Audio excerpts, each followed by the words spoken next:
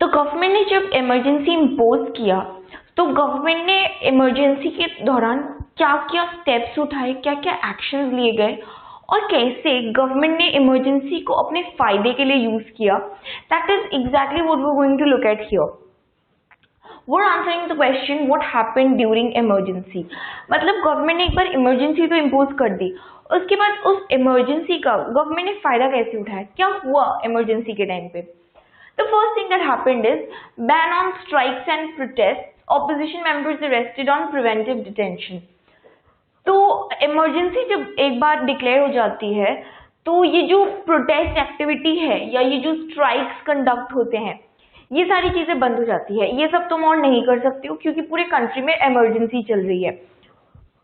तो जब emergency declare हुआ तो ये सारे जो इंदिरा गांधी के खिलाफ आवाजें उठ रही थी या जो उसकी गवर्नमेंट के खिलाफ इतना पॉपुलर डिससैटिस्फैक्शन हो गया था, ये सारी चीजें बंद हो गई। लोगों ने प्रोटेस्ट करना बंद कर दिया। उन्होंने बंद तो नहीं किया था, बंद करवाया गया क्योंकि इमरजेंसी थी और उस वक्त कोई भी स्ट्राइक या प्रोटेस्ट एक्टिविटी नहीं हो सकती है।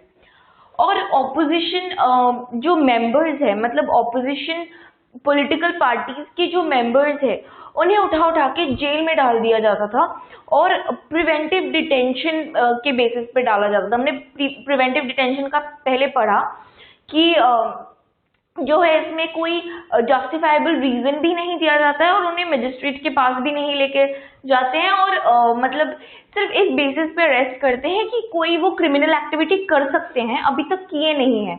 मतलब the government is apprehensive that it can do some sort of criminal activity and on the basis of that apprehension लोगों को उठाया जाता था, उन्हें जेल में डाल दिया जाता था, स्पेशली सो दैट कोई मतलब गवर्नमेंट के अगेंस्ट कोई और स्कीम या एजेंडा मोबिलाइज नहीं कर सके। तो पहली चीज तो ये थी, जो स्ट्राइक्स और प्रोटेस्ट एक्टिविटी थी वो बैन हो चुके थे।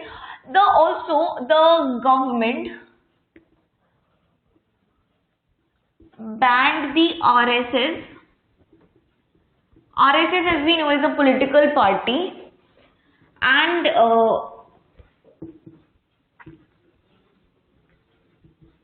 जमायती इस्लामी करके एक और पॉलिटिकल पार्टी थी।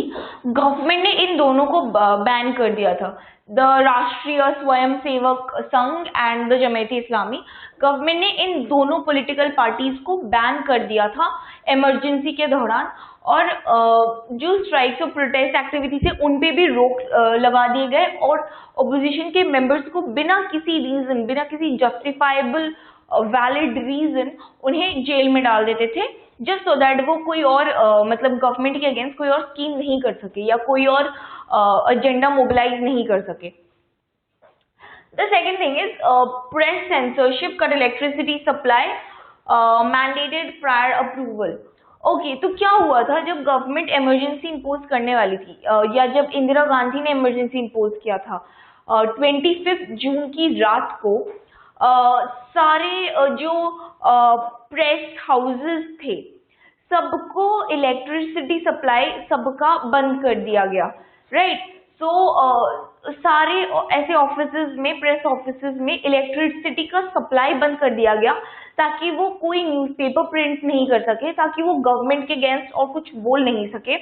उनको मतलब सेंसरशिप का मतलब यही होता है कि जब मीडिया कुछ बोल रही है उसकी आवाज को तुम दबा दो, मीडिया को भी नहीं बोलने दो, उस चीज को प्रेस सेंसरशिप कहते हैं। तो ये चीज भी की गई थी, उनकी इलेक्ट्रिसिटी सप्लाई कट कर दी गई ताकि वो कोई न्यूज़पेपर्स, मैगजीन या किसी तरह का रिपोर्ट पब्लिश ही नहीं कर सके। और जो है उसके बाद बेसिकली हुआ ये था कि जब एक बार उनकी इलेक्ट्रिसिटी सप्लाई कट कर दी गई उसके बाद वो सेंसरशिप एपरेटस बनाने के लिए गवर्नमेंट को 2 दिन लगे और 2 दिन तक सारे प्रेस हाउसेस में इलेक्ट्रिसिटी नहीं प्रोवाइड की गई। फिर 2 दिन बाद जब वो सेंसरशिप एपरेटस बन गया था उसके बाद सारे प्रेस हाउसेस को इलेक्ट्रिसिटी दी गई और ये बोला गया कि किसी भी तरह का कोई भी आर्टिकल या रिपोर्ट पब्लिश करने से पहले गवर्नमेंट से उन्हें अप्रूवल लेना पड़ेगा। दे मैंडेटेड द प्रायर अप्रूवल, मतलब ये तुम्हें लेना ही पड़ेगा, मैंडेटरी है और तुम बिना गवर्नमेंट अप्रूवल के कुछ भी पब्लिश नहीं कर सकते हो। तो ये हो गया प्रेस सेंसरशिप जो इमरजेंसी के दौरान हुआ था।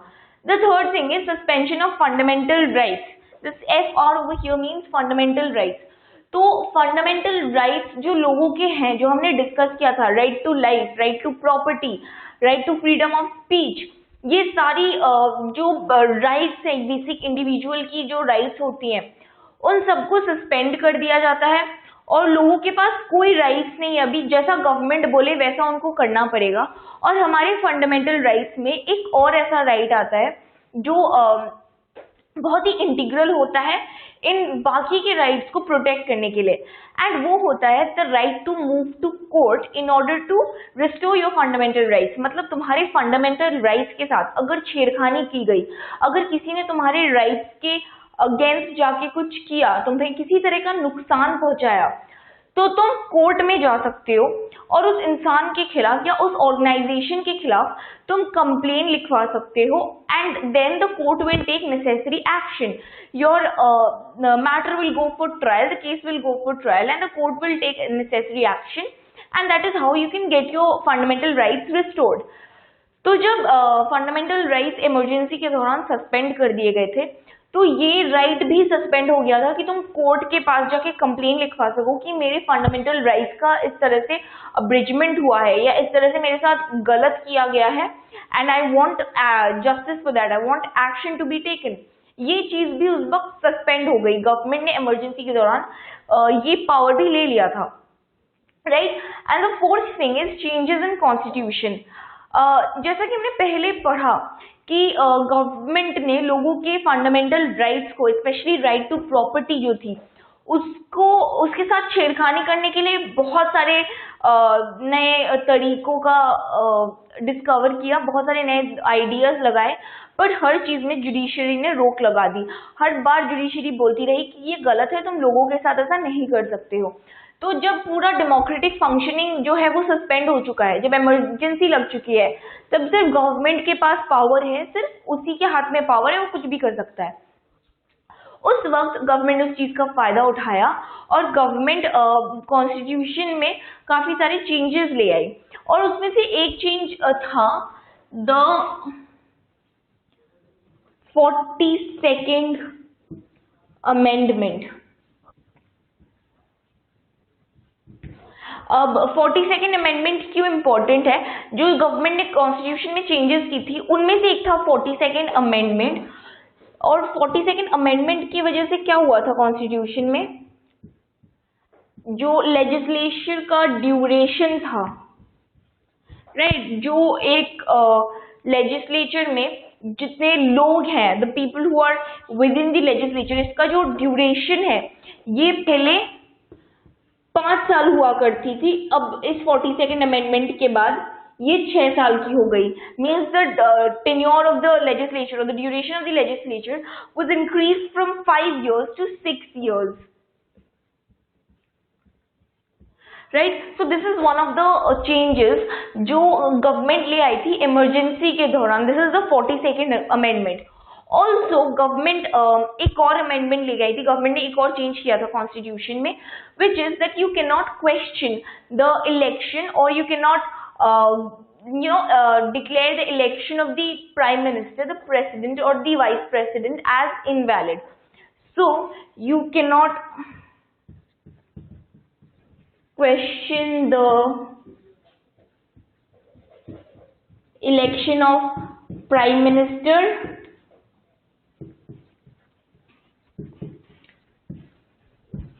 president and vice president, or let's say you cannot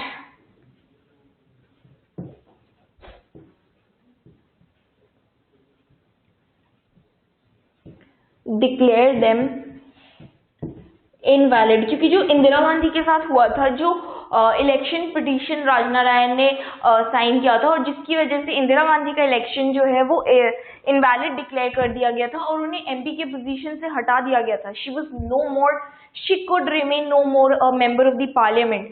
तो इमरजेंसी के टाइम पे गवर्नमेंट ने ये भी चेंज किया था कि तुम प्राइम मिनिस्टर, प्रेसिडेंट और वाइस प्रेसिडेंट, सिंस ये इतने इंपॉर्टेंट फिगर हेड्स है डेमोक्रेटिक सेटअप में, तो तुम इनके इलेक्शंस को क्वेश्चन नहीं कर सकते हो या इन्हें इनके इलेक्शंस जो है उन्हें इनवैलिड डिक्लेयर नहीं कर सकते हो, क्योंकि ये इतने इंपॉर्टेंट पोजीशंस पावर में है। तो ये चीजें जो है करी थी गवर्नमेंट ने इमरजेंसी के दौरान। पहली बात तो स्ट्राइक्स और प्रोटेस्ट एक्टिविटीज पे बैन लगा दिया, कोई किसी तरह का प्रोटेस्ट एक्टिविटी नहीं कर सकता। अपोजिशन के मेंबर्स को जेल में डाल दिया गया, और जो जेल में डाला गया था अपोजिशन के मेंबर्स को, और वो अपना they could not even claim the reason कि हमें क्यों जेल में डाल दिया गया है। और सबसे बड़ी बात तो ये है कि जो उन्हें जेल में डाला गया था, उसके बाद उनका एक्टिविटी जिस वजह से उन्हें जेल में डाला गया था वो क्रिमिनल है या नहीं, वो दोषी है या नहीं, उस चीज को सॉल्व करने के लिए उन्हें कभी कोर्ट में भी ले जाया नहीं गया, कभी भी उनके केस का कोई ट्रायल नहीं हुआ, कभी भी वो केस कोर्ट तक मूव नहीं की। बस गवर्नमेंट को इन लोगों को रोकने के लिए गवर्नमेंट ने उन्हें जेल में डाल दिया। सो लोगों के लाइक बेसिक फ्रीडम्स इस तरह से उनका मजाक बनाया जा रहा था। उन्हें ऐसे कोर्ट में डाल दो, उन्हें ऐसे जेल में डाल दो, उसके बाद उन्हें कोर्ट में जाने का भी मौका नहीं दो कि उनका जो केस है वो ट्रायल पे चले। और जो है बहुत लोगों ने इसके अगेंस्ट लाइक आवाजें उठाई थी, बहुत लोगों ने इसके अगेंस्ट पिटिशंस भरे थे, तो बट फिर भी कुछ नहीं हुआ। Like nobody actually were able to do anything, nobody was able to do anything. तो जो चल रहा था, जो पावर में था, वो था गवर्नमेंट, और गवर्नमेंट अपने मनमर्जी से कुछ भी कर सकता था उस वक्त। तो उसने सारे अपोजिशन मेंबर्स को, जो भी एक्टिव लीडर्स थे, सबको जेल में डाल दिया, और कभी उनका केस कोर्ट तक नहीं पहुंच पाया। और जो है उस गवर्नमेंट ने उस वक्त आरएसएस को और जमात इस्लामी को भी बैन कर दिया था। ये दोनों उसके मतलब ओपोजिशन पार्टीज थे, तो इन पार्टीज को भी बैन कर दिया था गवर्नमेंट ने। तो उसके बाद गवर्नमेंट ने प्रेस सेंसरशिप लगाई, और बहुत ही कायदे से प्रेस सेंसरशिप लगाई गई। सबसे पहले तो इमरजेंसी की रात को उनका इलेक्ट्रिसिटी सप्लाई बंद कर दिया गया सारे प्रेस हाउसेज में, सारे न्यूज़पेपर हाउसेज में, और फिर 2 दिन बाद वो इलेक्ट्रिसिटी सप्लाई दे दी गई। और तब तक जो सेंसरशिप एपरेटस था, द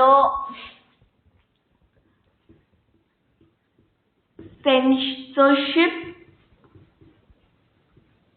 एपरेटस, ये बनने में 2 दिन लगी थी, और जब तक ये सेटअप हुआ तब तक प्रेस न्यूज़पेपर हाउसेस को इलेक्ट्रिसिटी मिली। और इस प्रेस सेंसरशिप की वजह से लोगों को अप्रूवल लेना पड़ता था गवर्नमेंट का, इससे पहले कि वो कोई भी आर्टिकल या कुछ भी पब्लिश करे।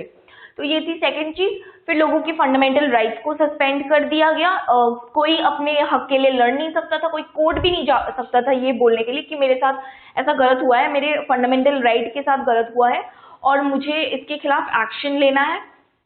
This thing was also suspended during emergency. और फिर जो है गवर्नमेंट ने कॉन्स्टिट्यूशन में काफी सारे चेंजेस किए, कॉन्स्टिट्यूशन की अमेंडमेंट की, और उसी वक्त 42nd अमेंडमेंट आया था, जिसकी वजह से लेजिस्लेचर का ड्यूरेशन 5 साल से 6 साल हो गया था। और ये भी एक अमेंडमेंट आया था कि प्राइम मिनिस्टर, प्रेसिडेंट और वाइस प्रेसिडेंट के इलेक्शंस को कोई क्वेश्चन नहीं कर सकता। This is exactly what happened during the emergency, or this is how the government took advantage of the emergency.